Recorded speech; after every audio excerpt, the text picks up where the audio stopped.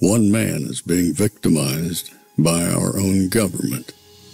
One man whom they fear, yet whom millions love. One man who is willing to take the poison arrows of lawfare. One man whose voice has been taken away by a corrupt judge operating in a corrupt system. One man who has been ridiculed and insulted. One man who refused to back down. One man who refused to back down. One man who refused to back down. One man who stands between us and them. One man that wants to see America protected again. One man who wants to see America prosper again. One man who understands that a man is a man and a woman is a woman. One man who understands and protects the blessing of life. One man who wants to restore American exceptionalism. One man who once again wants to make America that shining city on a hill for all to see. A place where all the people of the world glowingly set their eyes upon. America. One man who unashamedly wants to make America great again. That one man is Donald Trump.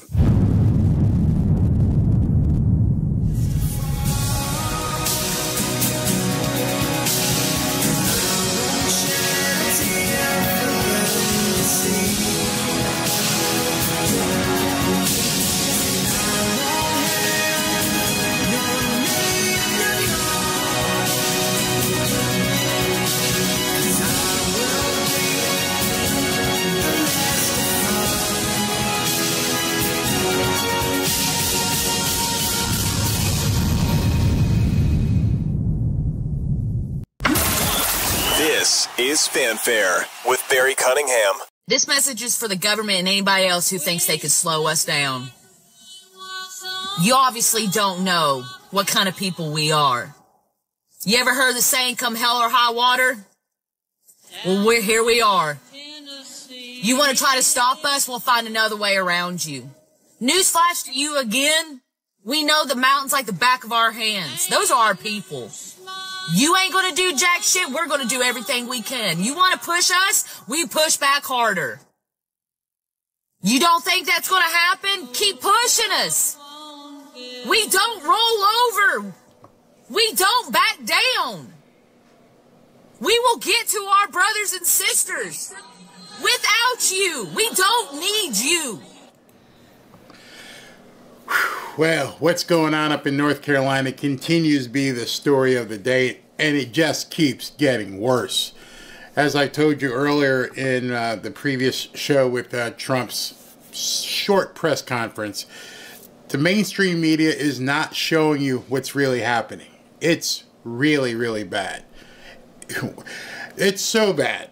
Okay, this next woman who's going to talk to you about what's going on in one of the hospitals up there, I can raise my hand and attest to 100% truth, because my mother-in-law is in that hospital and they are having to relocate her out of that hospital to a hospital almost an hour away, because it indeed has turned into the morgue.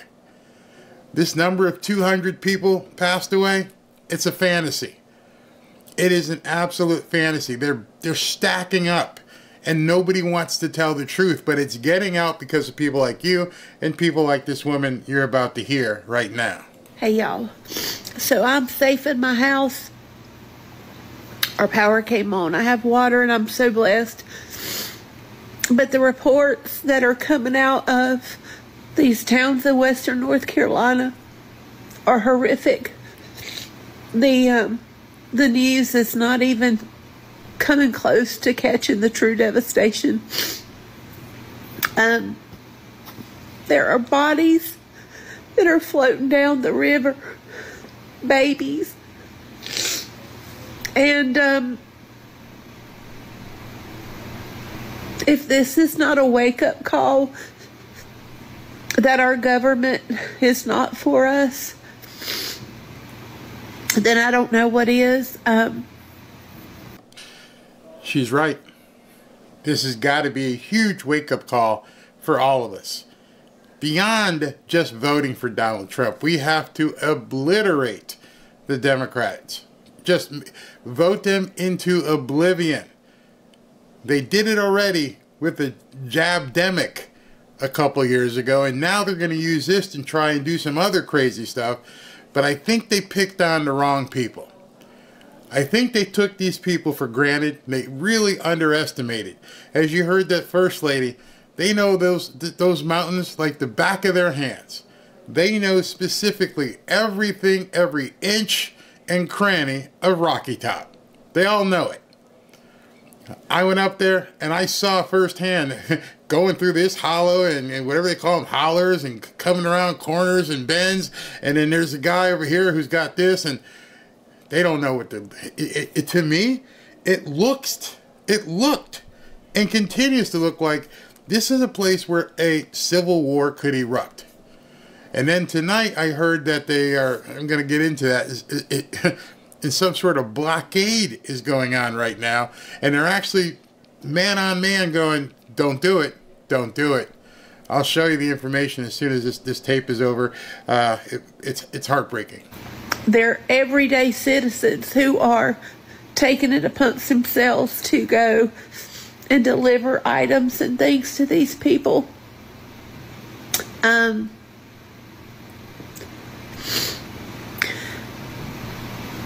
Anyway, pray for Western North Carolina. And don't believe everything that you're hearing on the news, because they're not. One of my friends in Canada had heard that there were like 200 people missing and maybe 40 dead. Y'all, so much more than that. I don't know why they would lie about that. I'm not sure why that would be such a point where they have to obfuscate and hide that from people.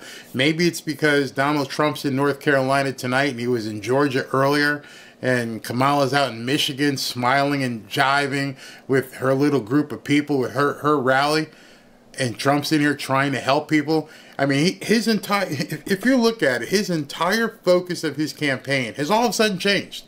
It's almost like he suspended it. I mean, he's going to do a talk tonight. He's going to get some questions from people in this town hall, but he's in North Carolina. And surely the top of mind for most of the people in that audience are going to be, what are we doing? How is this happening to our government? How can they have no money? At the local hospital in Nashville, there are over 900 unidentified bodies. Like I said, first-hand account. Firsthand. They're having to move my mother-in-law because of all the dead bodies. And that was just from 2 days ago, so I'm sure there are more, but there are. People are floating down the river. And if you're able and you can donate, or you can get it in the hands of a real person. There were like, I think, 10 different truck drivers who were trying to deliver goods, and they all stopped on the way up there, and every single tire was flashed. And so it's going to be up to us. Have you heard about that? In order to stop people from bringing in supplies to this area, some people, don't know who, they'll find out, are slashing the tires of trucks so that they can't drive into the area. Real story, truthful story. Media, absent, won't talk about it. We cannot count on Uncle Sam.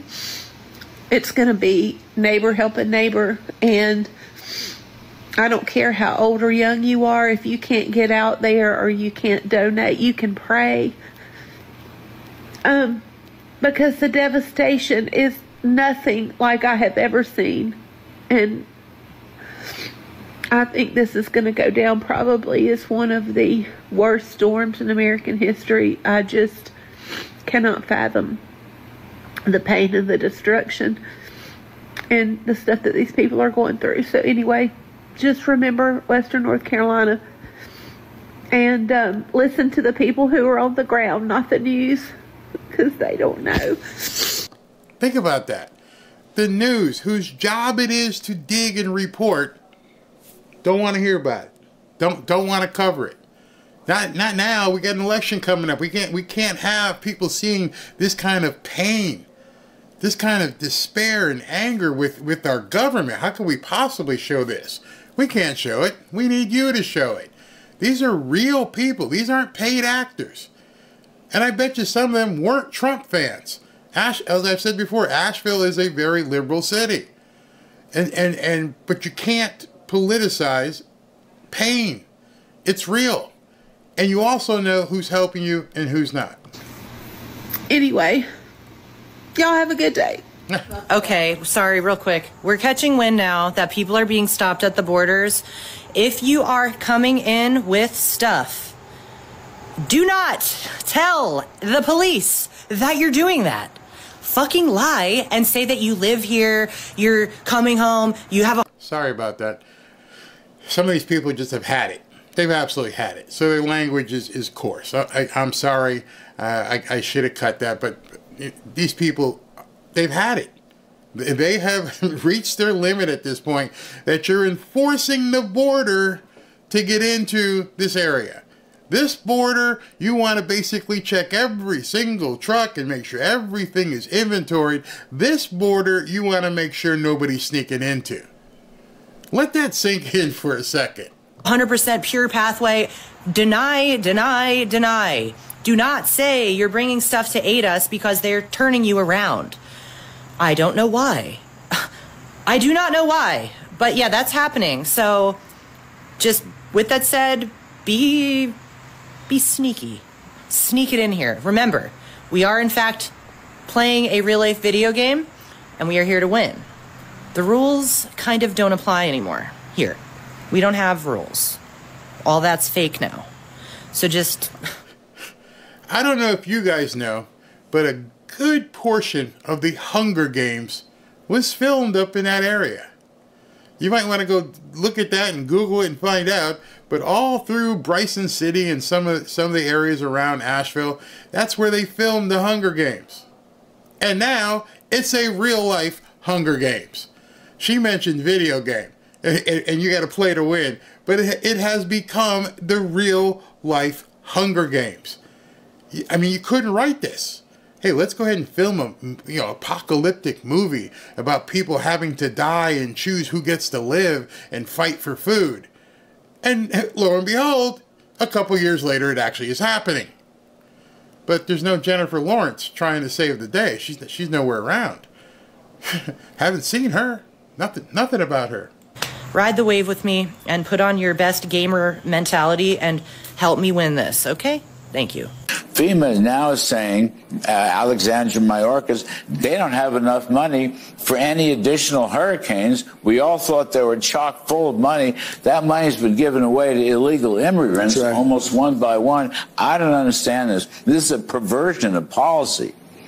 So you don't understand it because it's not understandable. I don't get it. In all fairness, it's not understandable. So we now have no money that was supposed to be used for tragedy, for hurricanes, and this was a tragic hurricane. This was maybe the worst hurricane we've ever had, and he's got no money. And we said, what happened to all the money? They were given billions for this. He spent it on illegal migrants coming into the country, a big percentage of which are murderers. I don't know if you saw 13,099 murderers. All right, so we got this timed out perfectly. Trump is about to take the stage. Let me make sure that I've got the volume right and no music. So hold on. Yep, he's still talking music. Still got Lee Greenwood playing, but at least you guys can see it. So yeah, this is what's going on up in North Carolina, and I'm sure that Trump is going to be talking about this tonight because it's everything. It's everything. It's everywhere. Let me just make sure the music's still playing. And I've got my second feed up and running just to make sure we're good.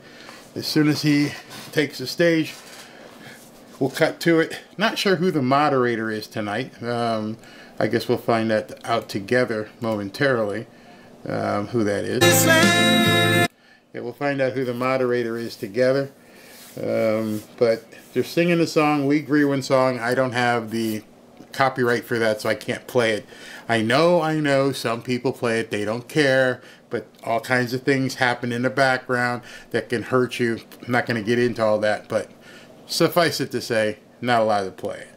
So we're just waiting for Trump to, basically the music to get done, and then I'm sure what they're going to do after that is introduce whoever the moderator is. Not sure who those people are behind him, but we shall see. Don't forget tomorrow, the huge Butler rally.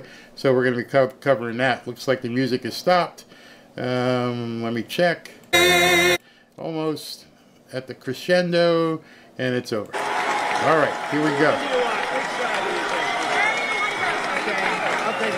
Not sure who that is. Well, thank you very much. Hello, everybody. How are you? Hi, darling. Hi. How are you? Thank you very much, everybody. This is an honor. And, you know, I walked in, the first question that I asked, should we change the name from Fort Liberty back to Fort Bragg? First question.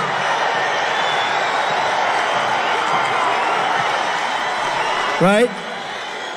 So here's what we do. We get elected. I'm doing it. And we're leading in all the polls. How's it sound, everybody? Let me know how it sounds. We got too big to rig. We need too big to rig. So I just appreciate being here. You know, we did win 2 world wars from Fort Bragg, right? So this is no time, look at that big guy.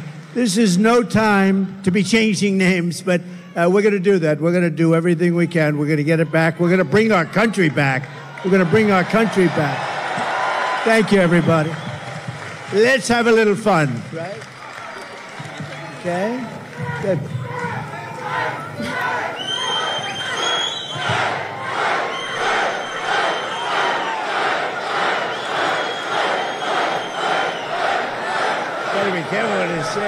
Go ahead. Mr. President, I don't think you're going to have a problem with North Carolina. I think they love you here. I love that. And you know, Kamala should be here. She shouldn't be anywhere else.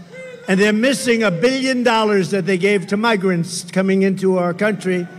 Some of them are murderers. Some of them are drug dealers. Some of them, many of them, 13,099 murderers came into our country during their 3.5, and we're missing $1 billion they gave them to the migrants that came in, and now we don't have the money. We'll do it, but they don't have the money to take care of. That's why they're giving you lousy treatment in North Carolina in particular, and we don't like that, so we're going to let it be known, and they have to get a lot better because people are not happy. Well, you're absolutely right, Mr. President. And before we start with that town hall, I actually wanted to mention that one of your friends here is Silk. Silk, are you here? Where are you at? Oh. Where? Oh. I'll tell you, she is my friend, too. And she is my friend.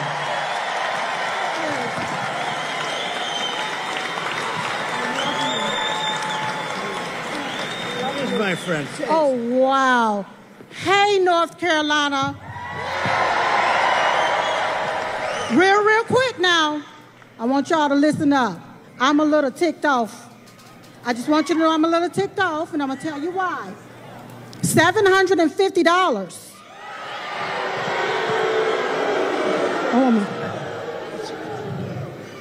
Where American tax dollars is being used to fund illegal aliens into our country. And these illegal aliens didn't pay one dime or one red cent into our systems. And all Kamala Harris and Tampon Timmy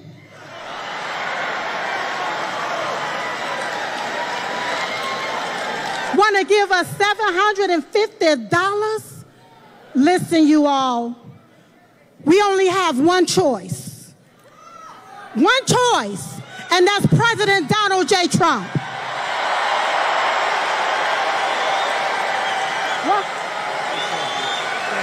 We cannot afford another 4 years of this, so you're going to have to vote like your life depends on it. Like when you're taking your breath and it's your last breath and you need that vote in order to breathe, that's what you're going to have to do. So you're going to have to, I'm almost finished, Mr. President. So what you're going to have to do, you're going to have to overvote the cheat. You're going to have to outrun the runway. And we're going to have to make it too big to rig.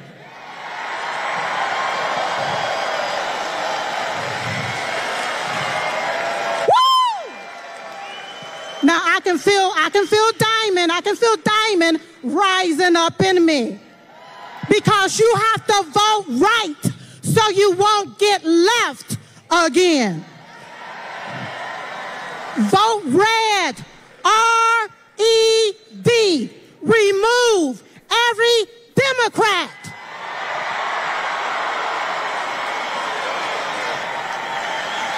They gotta go. They gotta go. Now, while the media continue to play the race card, we gonna continue to play the Trump card so we can win, win, and win. Thank you, everybody. Thank you. So, you know, it was 9 years ago, and my beautiful wife, our First Lady, we love our First Lady. Did you see her interview on Sean Hannity and with Ainsley in the morning? She did great. But 9 years ago, she came to me. She said, you know, there are two women, and they are really incredible. I said, who the hell are they? He said, you got to see this. You're not going to believe it. They had a thing. And we fell in love like almost immediately. Yes. And her sister was just unbelievable too. Yes. And she passed away like a couple of years ago now. It's a long time ago. It seems it goes fast, right? But what a great combination. We love you both. They were loyal to me from day one. When they heard stuff, they said, that's a lot of crap. Day one. They were with me from day one. Day one. And that Trump sign gets bigger and bigger. I said, that's so nice, I want to buy one for myself. But don't you worry, Mr. President, I'm going to give you one. I mean, I don't worry, That's but right, you know baby. what? Yes. You know what? We appreciate your loyalty, your friendship. Thank you. And I saw Silk backstage. I said, I'm bringing you upstage. I'm going to bring you upstage. And we miss your great sister. Yes. And we love you. And thank you very much. I love you so thank much you. more.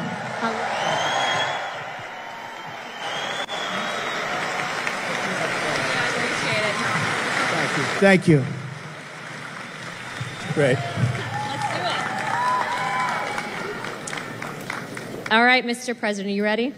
Yeah, I'm going to be very careful with these seats. Yeah, it's a little bit. These seats weren't designed for me, exactly. All right, Mr. President, our first question comes from Allie. She was one of the residents here in North Carolina that was directly impacted by the hurricane, and it destroyed her community. Allie, where are you at? Hi. Okay. Good evening, President Trump. My name is Allie, and I'm from the foothills of North Carolina. Our entire community has been decimated. Thank you, President Trump, for visiting the disaster sites to bring attention and donating millions in relief. Thank you, Allie. This week, we have learned that not only did 13,000 murderers illegally cross our border, but FEMA is out of money because they have been providing $9,000 to every illegal. Enough is enough. We must put Americans first. How soon will you start deporting the murderers? So let me just tell you that you're right about that. It's 13,099 to be exact. And murderers, many of these people murdered more than one person. One did 7. These are not people we want in our country. So this was, I guess, released by somebody that loves us. maybe in Border Patrol. We don't know exactly where the numbers, but these are certified numbers. And you had 16,000 drug traffickers. You had numbers that nobody's ever seen, 645,000 criminals overall. They're in our country. Nobody has any idea. They're from places unknown. Nobody knows who they are, what they are, but we know that we have over 600,000 people released into our country, along with the ones that you were talking about, the 21,000. But of them, 13,000, more than 13,000 are murderers. And some were on schedule to die. They were scheduled for the death penalty. And we have them now nicely ensconced in our country. I'll tell you what, we have the worst president and the worst vice president in the history of America. They are horrible. They are horrible. That could happen, and just the concept of open borders doesn't make sense. You know, we built 500 miles of wall more, and we're going to add another 200, much more than I said I was going to do. And that's why we had the best numbers ever. Oh, the chart. So you know the chart. My favorite chart, Allie. My favorite piece of paper, my favorite chart. But we had a chart. Do you have something up here that could show? Oh, I love that. I love that chart. Oh, I love that chart. If I didn't look to the right, I wouldn't be going to Butler tomorrow. You know, we're going to Butler tomorrow. If I didn't look over. So, no, but that, if you look at the chart, at the arrow on the bottom, that shows the lowest number in the history of our country. That was the day I left office. And these clowns took over. And what they've done to our country, between that and so many other things, what they've done to our country. But, you know, I view inflation was the worst we've ever had, I think. They say, oh, it was only in 48 years. One of the fake news back there, they corrected me one time. They said, no, 48 years. Oh, okay. But it wasn't. I believe it was the worst that we've ever had. And that's been one of the big problems. But to me, and I know that you talk about the bad economy, you talk about all of the costs, and the costs are so bad. To me, the worst is the border. Because it's like what they're doing is they're destroying our country. And it's not easy. We're going to get them out. We're going to have the largest deportation in history. I'm not proud to say that either, but it's a tough thing to do. And we're going to get, Anna, we're going to get the criminals out. We're going to start with the worst of them, and we're going to get them out. And you know who's going to help us? Local law enforcement. Local law enforcement. They're going to be great. They know their names. They know their serial numbers. We're going to get them out. And, you know, very simply, we have a little thing called MAGA. Everybody here knows MAGA. It's called Make America Great Again. That's what we're going to do. We're going to make America great again. Thank you, darling. Really good question. Thank you.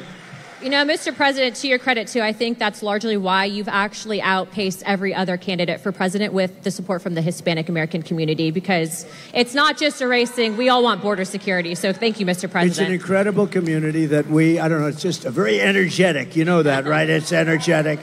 And they're very entrepreneurial, and they love our country.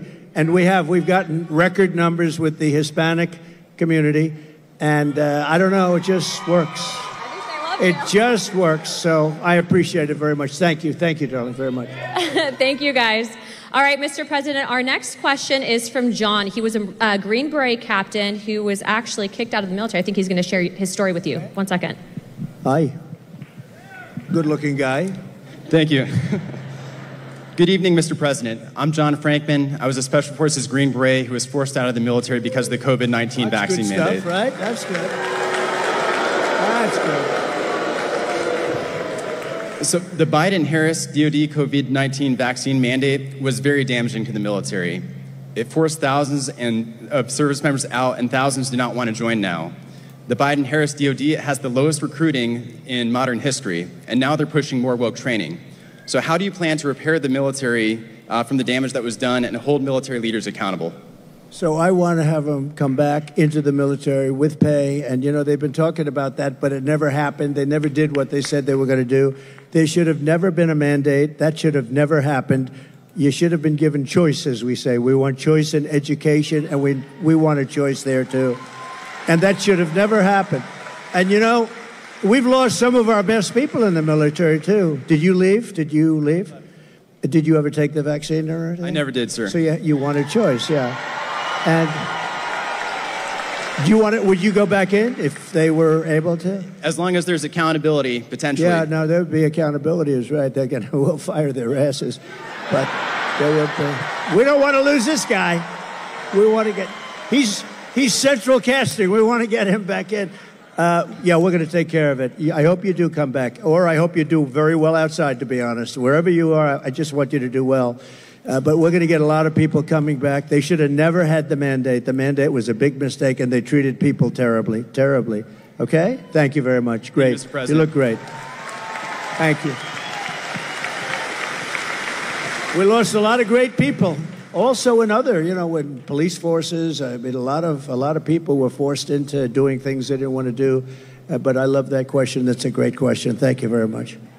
I also, too, if I could, Mr. President, I don't think I've told you this story yet, but actually we had some of our friends that had been deployed, and one of our friends actually was shot pretty badly and ended up going to Walter Reed. And to put in perspective, there's a lot of politicians that will take photos with the military, but they don't care. But President Trump actually went privately, didn't ask for a photo opportunity, and he said thank you to our friend that had been shot in combat at Walter Reed. His heart's in it. He loves our community. And when I say that he has your back and he's going to make sure that they're accountable, he will. Thank you. Thank you very much.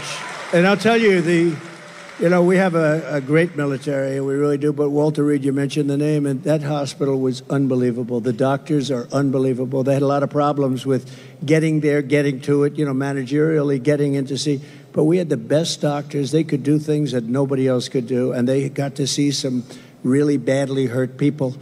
And the level of talent at Walter Reed, it's just an incredible hospital. So we have to pay our due respects. You hear so much about government-owned or whatever. I don't think there's a better hospital in the world than Walter Reed, so we should say that, right? Yes, sir. Yes, sir. Mr. President, our next question comes from an active duty service member here at Fort Bragg. They like it. Austin, where are you at? Oh, front row. That was good. Good evening, Donald Trump. Thank you. President, never mind. I've never done this before. I'm an active duty soldier here at Fort Liberty, and I'd want to start off by saying I'm here in personal capacity. He meant Fort Bragg, right? Yes. Fort Bragg. I know. Are you not? You're not a soldier now? No, I am a soldier. I'm currently active you are. duty. Okay. Good. But on a... Oh, shit. That gives out. I'm here in my personal capacity, not speaking on behalf of the Army or DOD in any way. Right. This week we saw the missiles flying into Israel from Iran and how impressive the Iron Dome is in protecting Israel. What are your thoughts on the Iron Dome for America? I love it. I love it. How can you? I love it. We're going to have it. One of the things I say, we're going to have an Iron Dome. Why shouldn't we have an Iron Dome? And you see how effective. So the other day, 287 big missiles, ballistic missiles, were shot into Israel. Every single one of them was taken down. Well, why shouldn't we have that? And it's all going to be made in the United States. It was our technology. It's all going to be made in the U.S., and a lot of it's going to be made in a place called North Carolina, if you don't mind, okay? And I think I just learned the secret. Look, we're going to win. I believe you got to get out there, you got to vote and all that. But I think I just learned the secret to winning absolutely and by massive margins. I'm going to promise to you, as I said at the beginning, that we're going to change the name back to Fort Bragg, because I think when that word gets out, I just see this great-looking soldier just accidentally said Fort Liberty, and he got almost booed the hell out of the place. That was not good. Anyway, I believe it's absolutely something that we want to have for safety. We're a target for a lot of different places. I listened to Biden yesterday. Since I went under the wing, I used to go under the wing of the aircraft. Nobody ever did that before. I did. All of a sudden, Biden started, but he only takes like a half a question, usually can't answer it. But they asked him, what do you think about Iran? Would you hit Iran? And he goes, as long as they don't hit the nuclear stuff. That's the thing you want to hit, right? I said, I think he's got that one wrong. Isn't that what you're supposed to hit? I mean, it's the biggest risk we have. Nuclear weapons, the power of nuclear weapons, the power of weaponry. You know, I rebuilt the entire military, jets, everything. I built it, including nuclear, and I hated to build the nuclear, but I got to know firsthand the power of that stuff, and I'll tell you what, we have to be totally prepared. We have to be absolutely prepared. But when they asked him that question, the answer should have been, hit the nuclear first and worry about the rest later. And that's what they should. That's what if they're going to do it. If they're going to do it, they're going to do it. But we'll find out whatever their plans are. But great question. Thank you very much. Thank you. Thank you, Appreciate Austin. Mr. President, I don't think you get enough credit for what you did with the Abraham Accords. I mean, that really was historical. I agree. I agree. But realistically, because of the failed foreign policy out of this current administration, we are on the verge of World War III. When you get back in office, what are you going to do to change it? So a lot of things are happening very fast, and, you know, we could end up in World War III before we get there. The way it's going right now, look at Russia with Ukraine, that's a disaster. Look at the Middle East, it's exploding all over the place. And we have people that, look, we have a president that he spends most of his time on the beach sleeping. I never saw a guy could sleep in front of a camera. Does anybody think of it? I don't sleep that much. I toss and turn, I think. I'm always thinking. Do you ever do that? You're sweating and you're thinking and you're trying to figure out how to beat this one, that. Look, how to make our country great. But I toss and I turn. This guy just falls asleep on the beach like there's nothing to it. I wish I had that ability. That's one ability he has that I do not have. And I wouldn't mind having it. I could use a little extra sleep.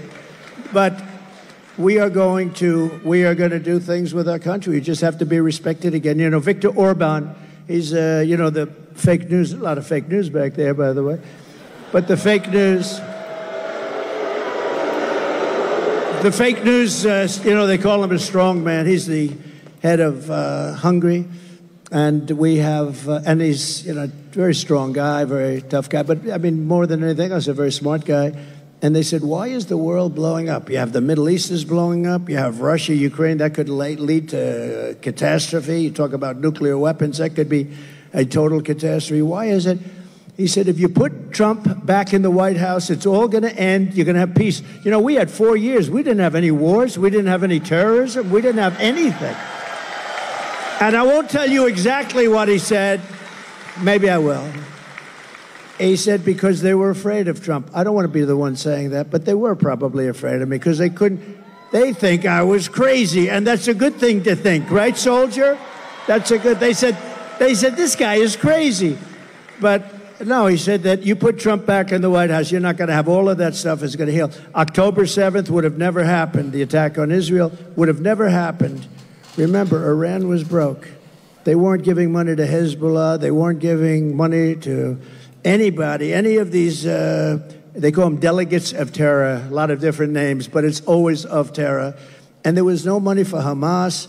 And now you look, you know, because you were such a big part of it, we had no attacks, we had no terrorism, we had no nothing. For 4 years we had, and I wanted to talk about it during the 4 years, but that's never smart, right, Robert? That's never smart to do. So I didn't, but I talk about it a lot now. We had no attacks. We had none of this stuff going on. We defeated ISIS, by the way. We took ISIS. We defeated them in 4 weeks. It was supposed to take 5 years. I rebuilt the military, and we had a military, and we have great generals, not the television guys, by the way, the real generals. I'm talking about like Raisin Cane, General Raisin Cane. You know who that is? But we defeated ISIS quickly. It was supposed to take 5 years. We did it in 4 weeks.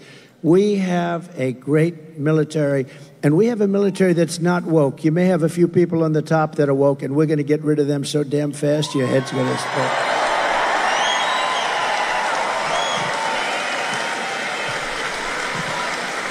Yeah, he's not kidding. I mean, we've traveled around the world just on Codels, and every single world leader that we met with said that they needed you back because you'd be tough on China. They know that other people won't be tough on China, but you'll be tough on China. Well, even China likes us back. You know, China wants to see a little stability, too. But I charged China hundreds of billions of dollars in taxes and tariffs, and they paid it. And frankly, we had a good relationship with President Xi, but they paid hundreds of billions of dollars. No other president got them to pay 10 cents. Not literally, not 10 cents. Got hundreds of billions of dollars. And you know what? More importantly, they respected your country. They don't respect us anymore. They respected your country, and they'll respect us again. Amen, sir. Peace through strength. Our next question is from Sarah. Sarah is a VA advocate. Sarah, where are you at? Oh, perfect. Hi, Sarah. Again, we're working now. As you know, you talked about Walter Reed, sir, and I'll just say my husband is one of the most catastrophically wounded surviving service members, and you visited with him there many times. Wow. And this past July, you saw him in Charlotte. Yes, sir. Is he here? No? Not tonight, but you just saw him this summer, so he was so happy to see you this summer. Great. Yes, sir. Yes, sir. But I want to talk about all the advancements you made for community care, and you empowered veterans to choose their own providers. And Secretary Wilkie. And I was so proud to stand with you many times in the White House as you signed historic legislation and executive orders to take care of our military and veteran families. We've watched that community care access where a veteran can choose his or her own provider. We've watched that be actively limited and actively rolled back. President Trump, how are you going to bring that back as a day one priority and give veterans the choice for the best medical care back again? It's such a great question, and thank you. And what a good wife that is, and I'll bet your husband's great. You love your husband, right? You know, the people like you, what is your first name? Sarah?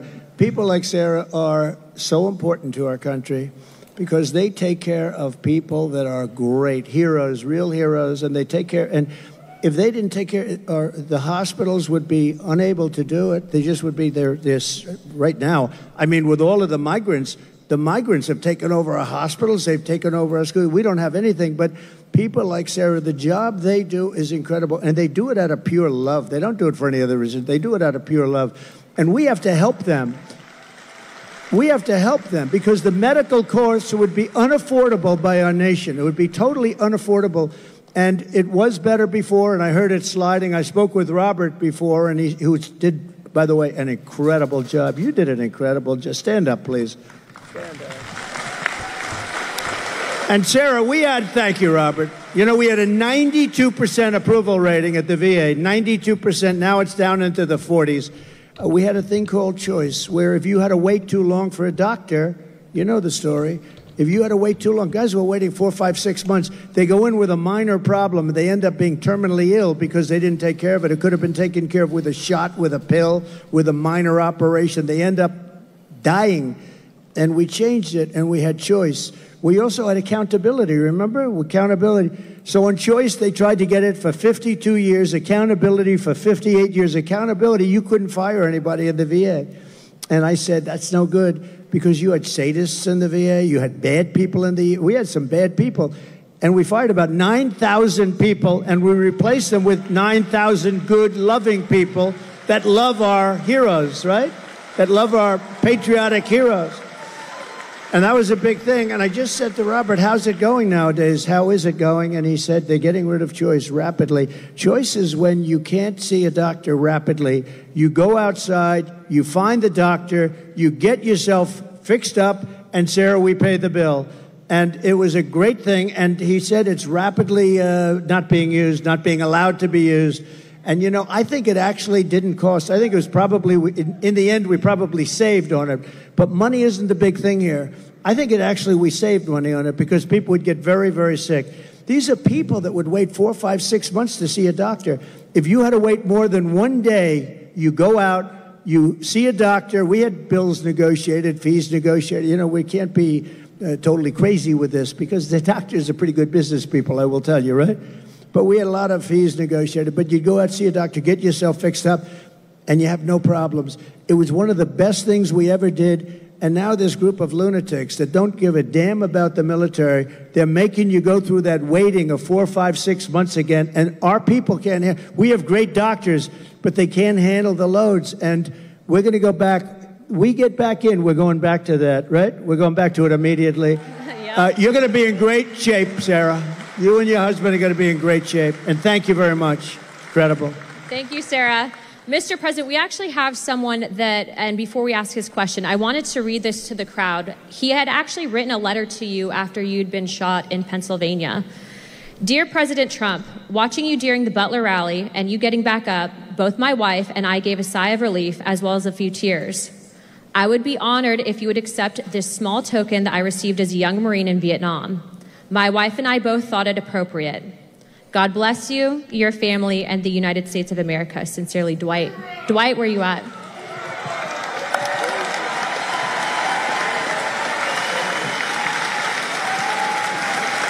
Thank you.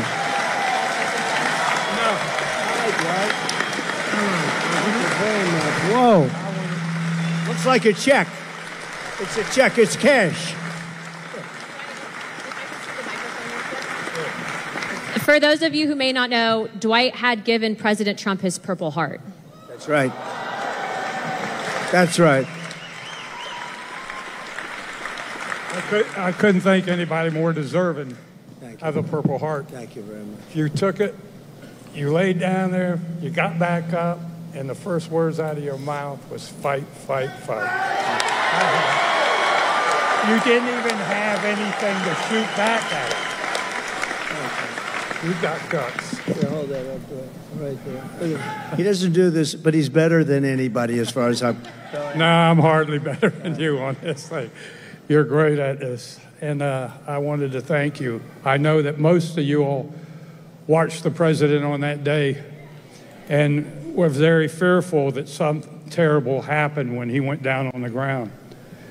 But it was such a relief. Our hearts were so filled with joy because we saw what happened. And it was a minor wound, but it was close to being a terrible. You know, I said, how does it, why was there so much blood to the doctor? There's bleeding like crazy. This is a little fact. Some of you might have heard this, but you get hit in the ear, and it bleeds more than any other part of the body. So I didn't mind being hit that way. I don't want to be hit that way. This way. This way. If I didn't make the turn, I would have been hit the other way. That's no good. That would not have been too good. But it is true, and I got very lucky, and maybe it wasn't so much luck. Maybe there's something else, right? Maybe there's something else up there, but that's great. Thank you. You also took the time out to write me a beautiful letter and gave me a challenge coin. I never expected that from the President of the United States. Well, thank you very much. This was a great honor, and I remember it very well when you gave it. Yes, I will.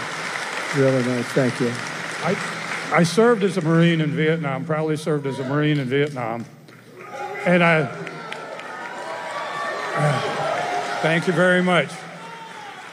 There were quite a few that did. And when I came back from the service and stuff like that, we didn't get quite the greatest greeting, but no, you didn't. A lot of the veterans nowadays are homeless. There's 7% were homeless before Biden and Harris took over. Now there's 14%. I would like to know what you're going to do to prevent this from getting any larger, and also kicking these illegal aliens out of the freaking hotels and providing them with money before we do it to our homeless vets. So interesting. So one of the things that most angers me about this is the 21 million people plus. You know, they say it's 10, it's 12, whether it is or not, it's much more than that. It's 21 million, and it's probably with the gotaways and everything a lot more than that. But one of the things that most angers me is that you have veterans on the streets in front of a hotel, and you have illegal immigrants. Some of them are serious killers and drug dealers and all the people that we talked about before, and terrorists. And those people being walked into a hotel, and they're staying in a hotel, and they walk by veterans who are sleeping on the street. And it could be cold, it could be hot, and it bothers me. If we stop, if we close our walls, we're going to be able to handle it. They are spending so much money on taking care of the illegal migrants, now we call them. We used to call them illegal aliens. I call them whatever the hell I want to call them. So do you. But they're not supposed to be here. And we're going to close the wall. First day, we're going to do a couple of things. First day, We're going to drill, baby, drill, and we're going to close the wall. We're going to close it up. And we're going to have to take people out. We cannot have killers. Do we agree? Does anybody want to leave the murderers, the drug dealers in our country? Do you know one of the little facts that's very sad but makes sense? That all these things I predicted 3-4 years ago, I was saying this is going to happen. Now it's happening. The migrant crime, it's a massive crime. But all of this that's happened, everybody, it's common sense that it was going to happen. And we're going to have to get them out because we have no choice. It's not sustainable by any country. We have done things that are so stupid. Like, as an example, I consider it to be less important, but it's very important still because it's a way of life. Men playing in women's sports, okay? Who wants that? And who wants open borders? Because open borders are so... You say, how does a thing like that happen? All of these policies we're going to be changing. And we have now somebody running as a radical left person. You know, more left by far than Pocahontas. More, you know who that is? More left by far than crazy Bernie Sanders. She's more left, and we can't have it. So we're going to take care of your people and your friends. You got a lot of friends out there that don't have a place. And we're going to do it, and we're going to do it fast, and we're going to put money to it. First of all, we're standing on the greatest power. It's called liquid gold. We have more than any other country. We don't use it. We get oil and gas now from Venezuela. Do you believe it? We're going to take our own, and we're going to make a lot of money. So we're going to make a lot of money. We're going to take care of our veterans properly. We're not going to have that happen anymore, okay? Thank you, Dwight. Thank you. Beautiful guy. Beautiful guy. I think I'm going to stand. This chair is the most uncomfortable chair I've ever. First of all, it spins. And the one thing I don't want is to fall on my ass, because that will be the only story. They'll say, sir, you did great. Too bad you fell. That would be the only story. So I'm not sitting in that sucker. I think it's a booby trap. That was put there by Kamala.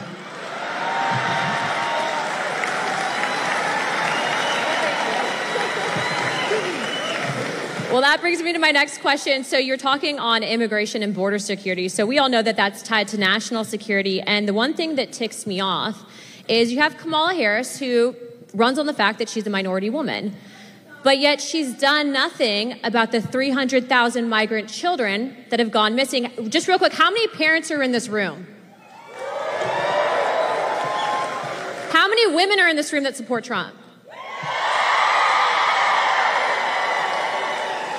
As mothers, grandmothers, sisters, wives, would you ever tolerate children being trafficked? If you were in Kamala's position, wouldn't you have stopped that? President Trump, you've done more for not just the Hispanic American community, but I think women in this country, not just, I'm just going to toot his horn for a second. He's put women in positions of power, but the media won't cover that.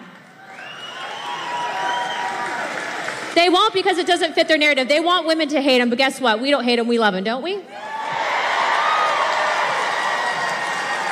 But I don't do it really for a pure, really great reason. I just do it because I want results. And I just find women to be smarter than men. Does that make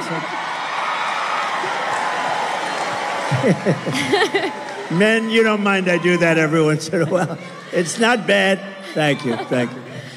Well, Mr. President, to follow up on that question, as a grandfather and a father, what are you going to do to stop the trafficking of women and children in this country, and specifically with the migrant children as well? So we had it down to the lowest number. You saw that on the graph. That included drugs. It included trafficking in women, mostly women and children. But you mentioned a number. It's, to be exact, 325,000. Now think of that. You could fill up the biggest stadiums many times with this. 325,000 children are missing during the Biden reign. Now let's say her, because they made her, and you know it's funny, when you say Harris, right? Nobody knows who the hell I'm talking about. You say the Harris team, who nobody knows. So you have to say Kamala. So Kamala. But Kamala and Biden, 325,000 just during this almost 4-year reign. That's missing, but many of them are dead. Many of them are in sex slavery. Many of them are slavery, period. And they're gone, and never to be seen probably by their parents again, never to be seen. Their parents are all over the world looking. They're looking for them. And what we've done here is so horrible. 325. Can you imagine if that were me, where they were missing? This would be the biggest story. The fake news media never talks about it. You know what they're not talking about? And you know, Anna, you know what they're not talking about? They're not talking about something else that's very important. They are doing, this is Katrina, they are doing the worst job on a hurricane that any administration has ever done, and these people don't want to talk about it. They don't want to talk about it. People are saying it's the worst job, and you people know it. A lot of you people know it because you're here, but they've done the worst job. Kamala has done the worst job. And it's really like her, because she was put in charge. Now she said, I wasn't the border czar. They shouldn't call. Well, she was always the border czar. She never went to the border until a little while ago. And then she made a speech like, I'm going to start getting very tough. Why didn't she do it 4 years ago? You know, you could always say, why didn't? And all she had to do is leave our policies. We had Brandon Judd. We had Tom Homan. You know Tom Homan? I see him a lot. He's great, like Central Casting. He was great. All these people are great. We have great people there right now. But we have some tremendous people. And, you know, it's interesting with Border Patrol and ICE. It's really easier for them not to do their job, but they love the country. They really want to do the job. They're so disgusted when they have to let people, and you look at some people, you know they're criminals, and they have to let them go walking right by into our country. No, we're going to straighten it out. It's going to be straightened out right. But 300, remember this number, 325,000 children are missing. That means many dead are missing during this administration. And that's almost unthinkable, and I can just imagine if that were us, it would be the worst story. They never talk about it. And the other story they don't talk about, and I'm doing this because we're on all that television, look at all that television. The other story they don't talk about is what a rotten job they're doing in North Carolina and other places with respect to the hurricane. They are doing a terrible job.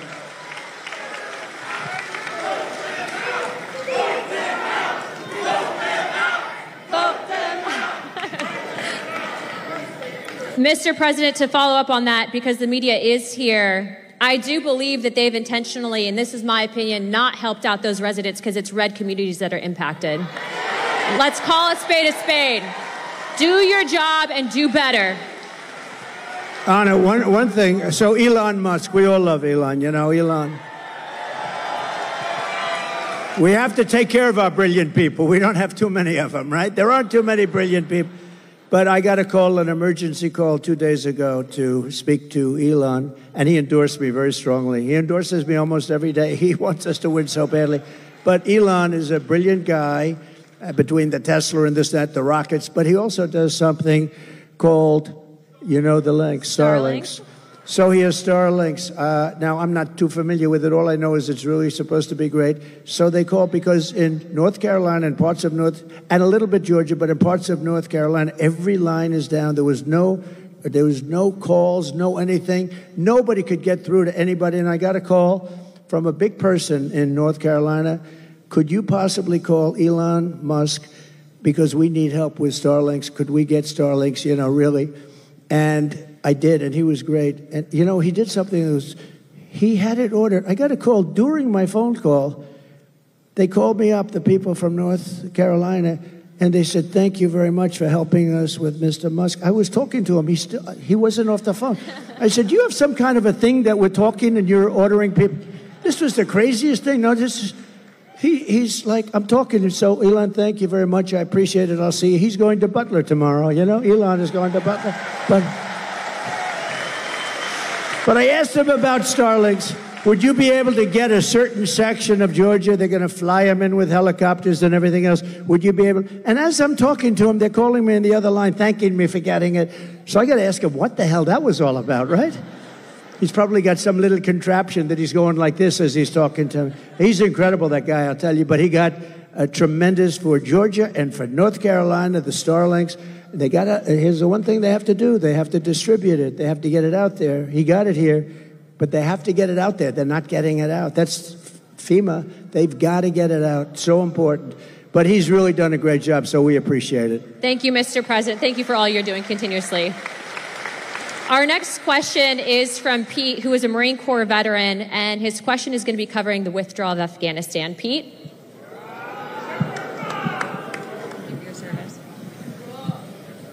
Mr. President, I am Pete from North Carolina, and also a Latino for Trump. Thank you.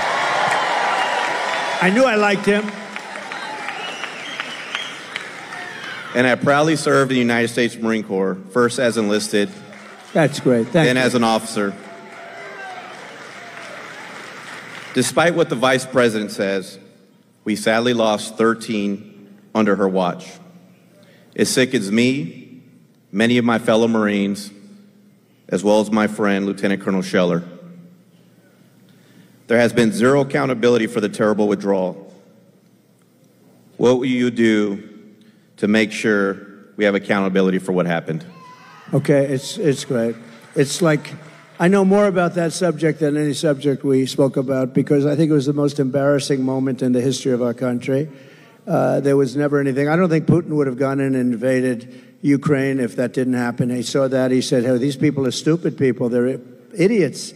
And, you know, they only respect power and force. When they saw that, by the way, if I were president, Putin would have never done it, period. And you would have never had the attack, and you wouldn't have had inflation, and you wouldn't have had the problem that we're talking about, because, you know, I had it down to 5,000. I was getting out. They were there for 20 years.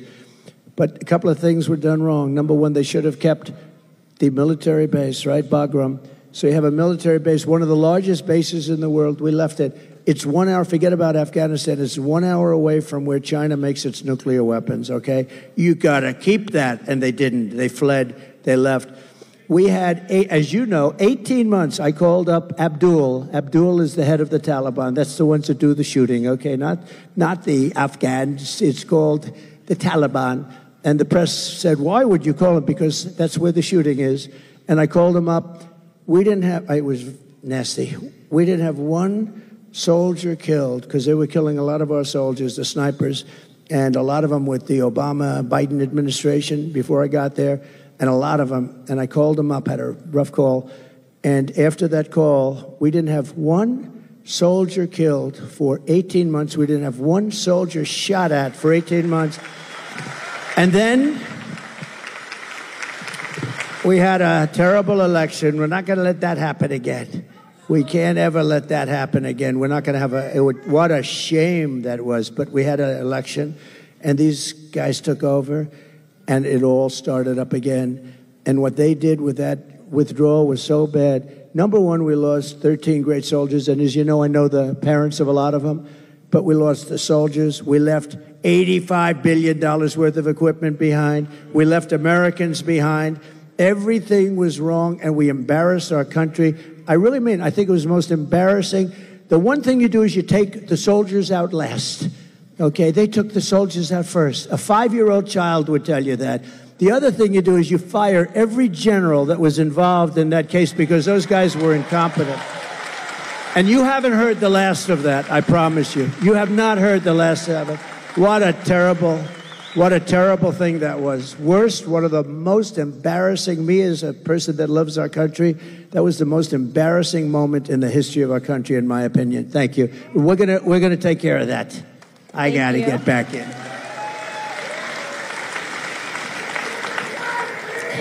Mr. President is such a good title for him, isn't it? You do know she's a congresswoman, right?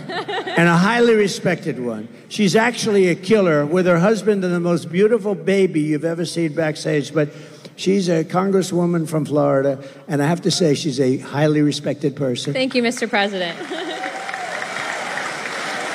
Thank you. Mr. President, our next question is from Terry in regards to military pay, and Terry is from the 82nd Airborne.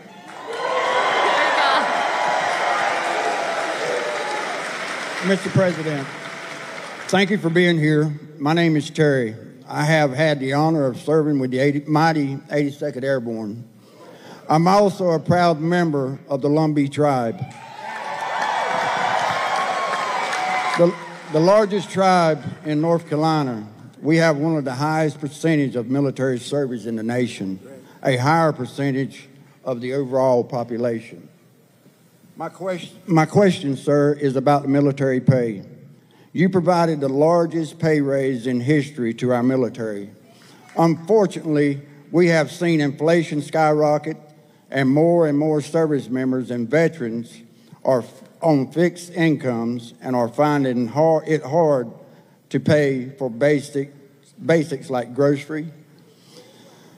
What will you commit to increase military pay and bring down prices? Yeah, very good, Terry. I appreciate it, too. And it's very unfair.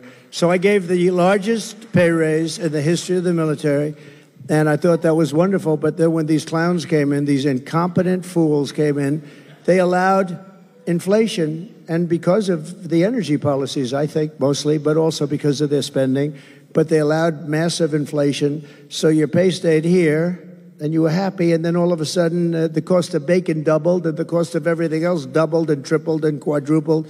Interest rates went to 10%, so you could no longer, we were at 2%, and they went to 10%, so you could no longer buy a house. So many things happened. The answer is yes, I'm going to take care of you. I'm going to take care of our law enforcement. And you know who else I'm going to take care of? Our teachers. Our teachers are very underpaid. We're going to take care of our teachers. Okay? Going to take care. And I did it. I felt strongly. But, you know, the fact is that they got wiped out. What we gave you got wiped out by their inflation that they should have never had. That's another thing. You would have never had inflation because it was caused largely by really dumb energy. The energy went through the sky. That brought everything with it. So we're going to take care. But law enforcement also, and your teachers, okay? Thank you, Mr. President. We now have time for one last question. So our last question... Make this a good one. Our last one comes from Matthew. Matthew? He was an F-15 pilot. I won't hold that against you. Yeah? Here, I got it. Mr. President, first off, I want to speak on behalf of everyone here and say thank you for taking time tonight to speak with our troops. Thank you. Thank you very much. We got a lot of good-looking men in this audience, don't we, huh?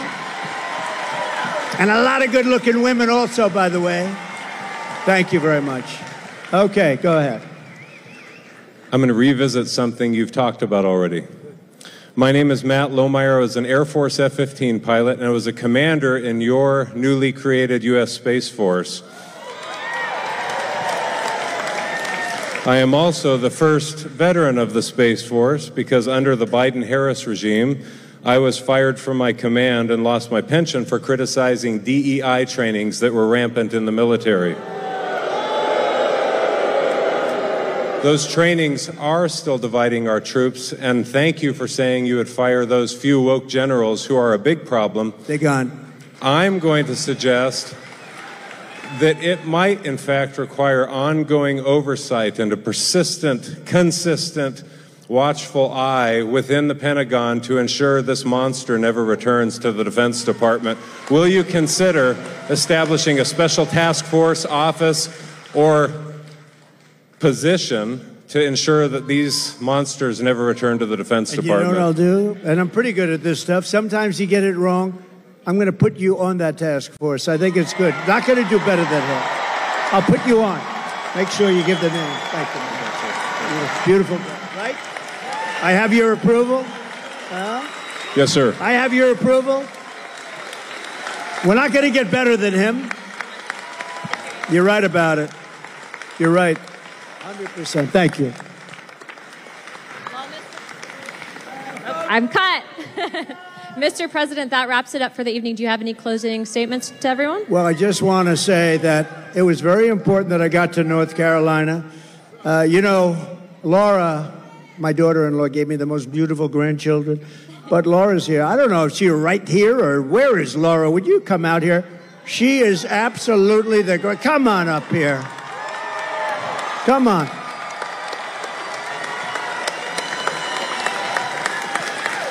She comes from right around here, and she loves this state. And you better be careful because I'm going to blame her if anything happens in this state. That's true. I said, I'm going to but blame we're her. going to win North Carolina, are we not?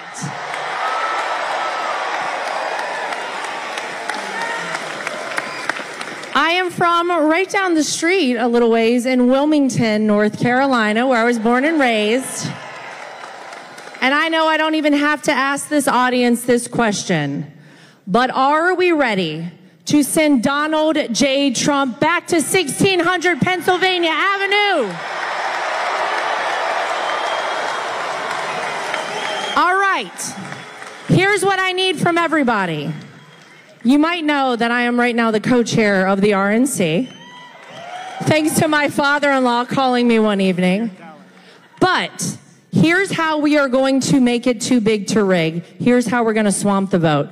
Is everyone in here registered to vote? If you are not, go right now to swampthevoteusa.com and get registered. Go vote early and take every person you know to go vote early. We will win this big league, as Donald Trump says, on November 5th. All right, ladies and gentlemen, thank you guys. I love you, North Carolina. Thank you. I have to thank you because you gave me really a great daughter-in-law. She's really special. And she's along with Michael, who's here, Michael Whatley, they're essentially the co-chairman of the Republican Party. This is a very upwardly mobile person. She's doing good. But you know the truth? She's so good. I'm very conscious of, like, nepotism. But when I did with her, I recommended, all I did was recommend, and everybody couldn't believe she was even doing it.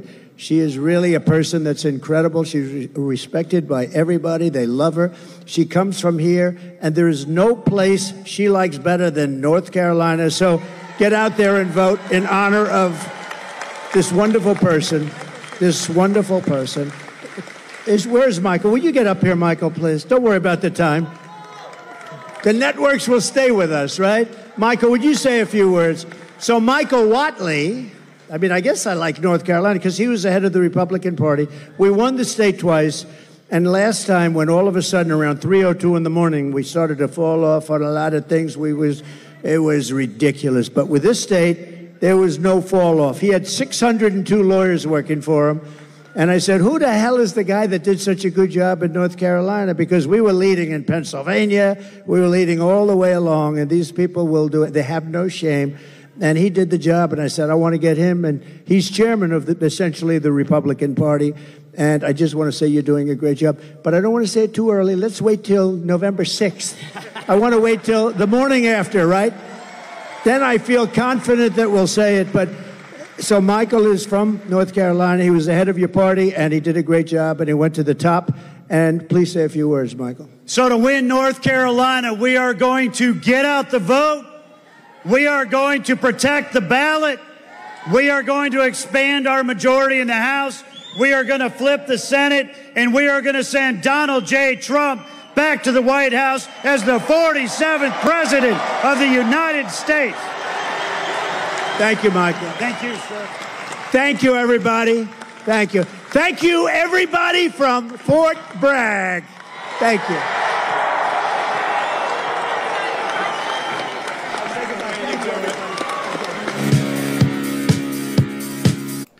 All right, so Trump spoke for about an hour, took a bunch of questions, did well with him. I can't believe that big dude fit in the cockpit of an F-15. He looked like he was about 6'6". I know Trump is about 6'3", and unless he was standing on something, he definitely looks like he's 6'4", much more than 6'4", 6'5", I'd say. Big dude. I didn't know you could get into an F-15 in that regard, but I'm glad he touched on a bunch of the stuff, the questions that people had coming from the audience. They were speaking about everything from immigration to inflation to the military, obviously, being on Fort Bragg, being right there. I'm not calling it Fort Liberty. Nope, it's Fort Bragg. Always been Fort Bragg. My father was an Army guy. My wife's father was an Army guy. So it's Fort Bragg. That's what it is. All right, so what we're going to do here, I just want to tell you something. I'm going to clean up earlier what I was talking about in terms of how they're not getting the aid to the people in North Carolina. And it's getting worse. Just as we're sitting here watching this, things are getting to a boiling point. And one of you guys asked, one of you, lady or guy, one of you asked, could this be a plan to cause an eruption, which then they could call martial law? I don't know. I mean, you're playing with people's lives at this point. It's turning into a tinderbox up there. And as we watch Trump exit, let me just make sure, you know, everything is done here, but he's meeting people. It's just getting really, really weird. I mean, to the point now where you've got local sheriffs, local police threatening to arrest FEMA. Think about that. You got local police that want to go ahead and put federal agents in custody. He's doing the dance. He's doing the dance. That's it. Love it. All right, so he's off safely. I feel comfortable. Where's he going? He's like walking through the people. I thought he'd be exiting out the side there. Okay, there he is. I just like to make sure he gets, after everything we saw in Butler, I just want to make sure he gets out safely, and then nothing crazy happens. Even though if you've ever been to a rally, this isn't outdoor, this is indoor. Every single one of those people were screened. When you go through an indoor rally, even an outdoor rally, that's why the guy had to be up on a building. Everybody here has been screened. So let me just go ahead and cut that and go here. All right, so what I got to show you, this has popped up, and it's all over the place. Multiple reports of blockades, should be ADE, stopping relief for citizens in hurricane-ravaged North Carolina. And here are people all talking about it. Let me know where the blockades are. This is unbelievable intel. This is sickening. People are dying, and they're blocking aid coming in. Nick Sorter says, let me know where the blockades are, and we'll have North Carolina State Police move them out of the way. Already did it once. That's what I thought was really interesting. Their local police are moving FEMA people out of the way, which is one reason why we have an escort now. FEMA has zero jurisdiction. I didn't know that. Trust me, they're not going to win this one.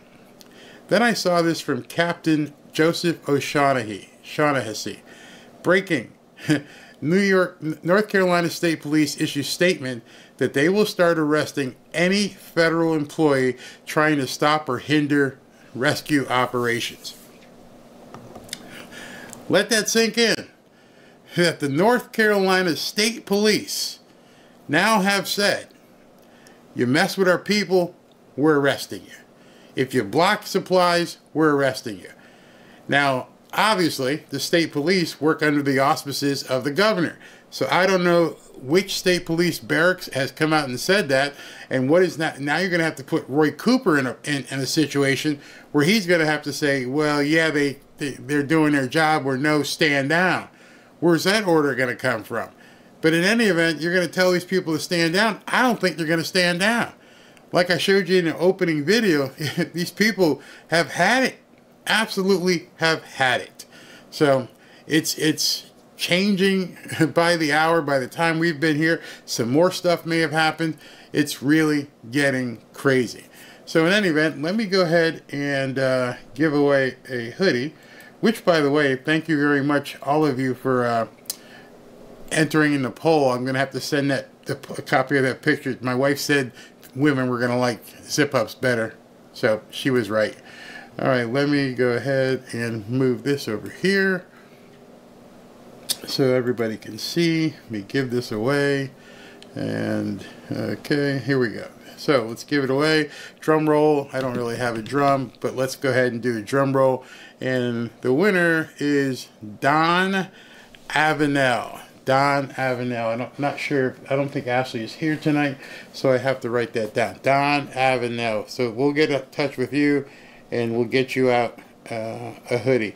Now we're getting into the second batch. The first batch I've had here right with me, but I had to order some more, so it might be, I think she said 5 days until we get the other ones in.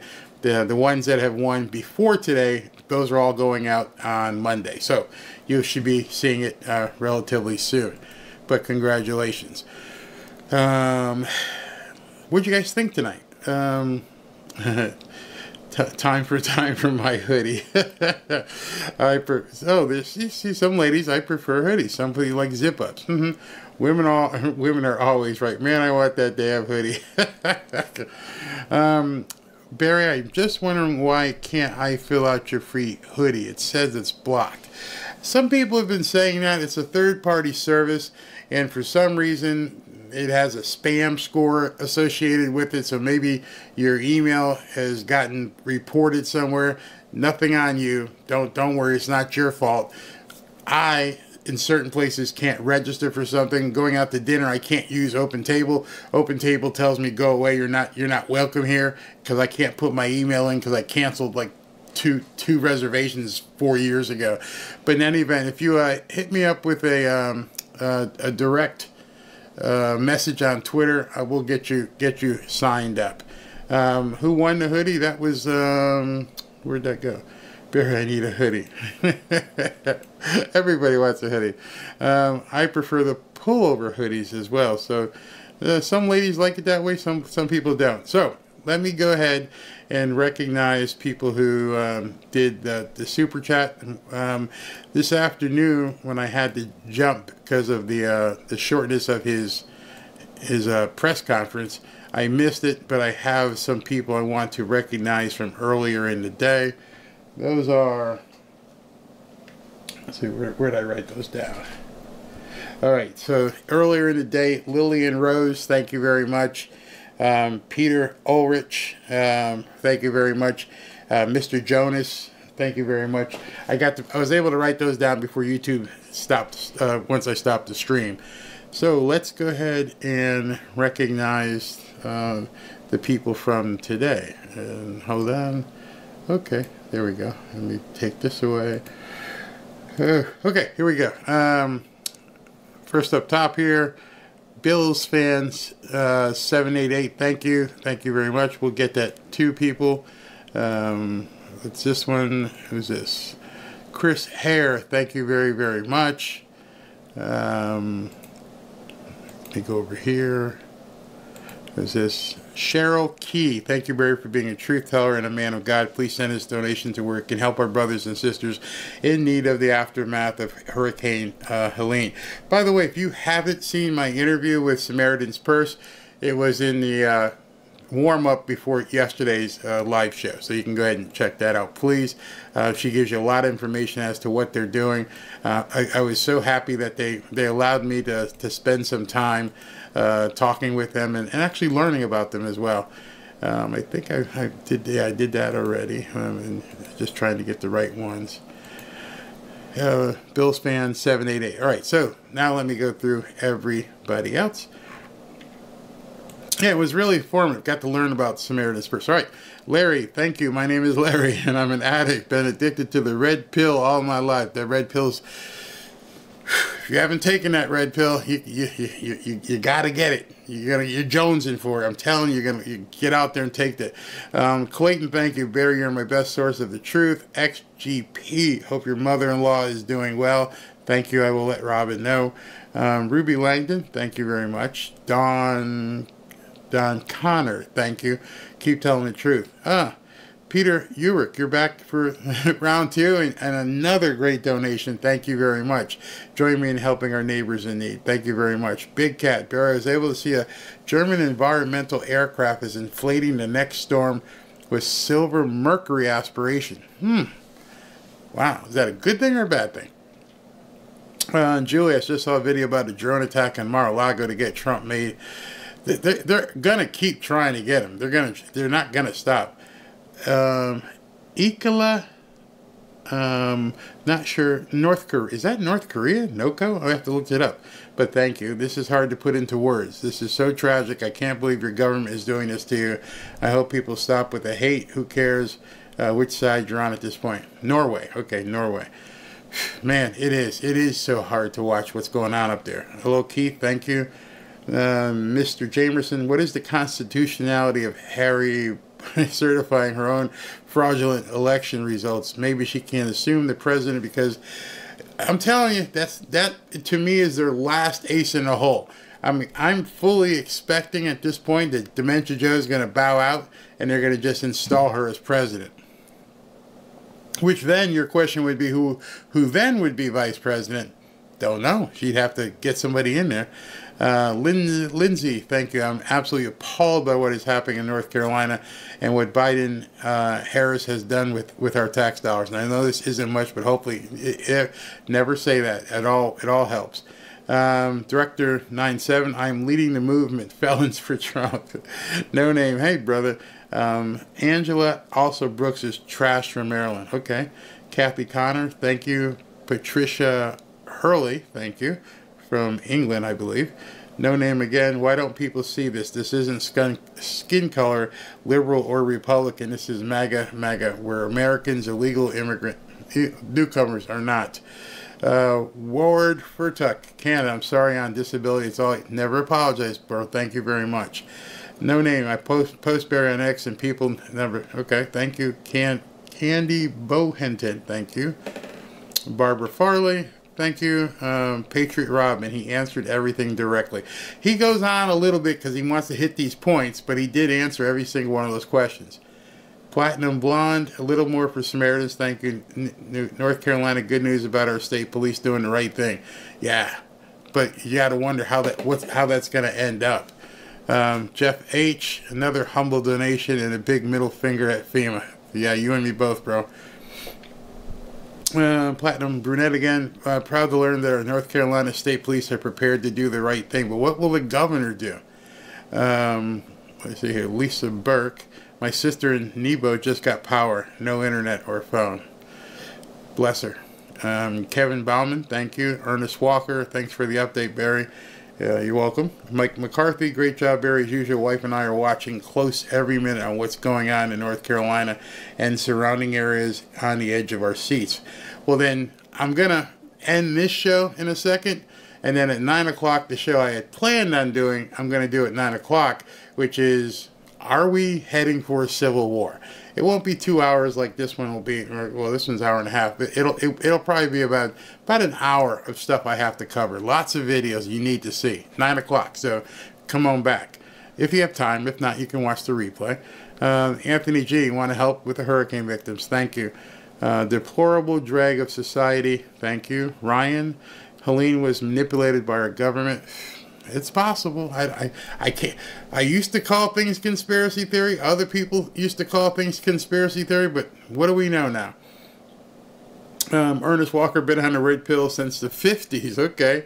Lisa Burke, Barry, you skipped me. Important news. My sister in Nebo just got power. No phone. I didn't skip you. I read you up here. Didn't I just I didn't skip you. I'm pretty sure I just saw you up here.